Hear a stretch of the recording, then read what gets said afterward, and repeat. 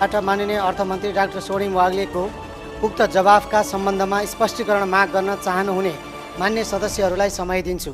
आर्थिक वर्ष 2083-84 को नेपाल सरकारको वार्षिक नीति तथा कार्यक्रममाथि संशोधन प्रस्तुत गर्दै छलफलमा भाग लिनुभएका र संशोधन प्रस्तुत नगरी छलफलमा भाग लिनुभएका मान्य सदस्यहरूले मात्र स्पष्टीकरण माग गर्न सक्नुहुने बेहोरा जानकारी गराउन चाहन्छु। मान्य सदस्यहरू, स्पष्टीकरण माग गर्न चाहनुहुने मान्य सदस्यहरूले आफ्नो नाम सजिलोको लागि सभामुखको डायससँगै बसेका सचिवालयका कर्मचारीहरूलाई 3 मिनेटभित्र लिखित रूपमा उपलब्ध गराइदिनु हुन अनुरोध गर्दछु। स्पष्टीकरण माग गर्न चाहनुहुने प्रत्येक मान्य सदस्यलाई 1 मिनेटको समय निर्धारण गरेको छु। निर्धारित समयभित्र मान्य सदस्यहरूले आफ्नो स्पष्टीकरण माग गर्नुहुन अनुरोध गर्दछु।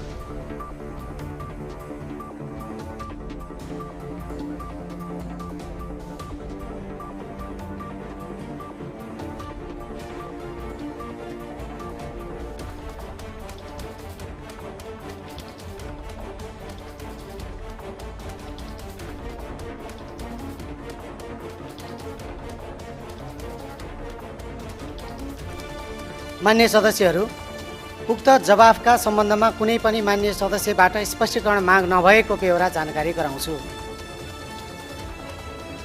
मान्य सदस्यहरू, आर्थिक वर्ष 2083-84 को लागि नेपाल सरकारको वार्षिक नीति तथा कार्यक्रममाथिको छलफल यहीँ समाप्त हुन्छ।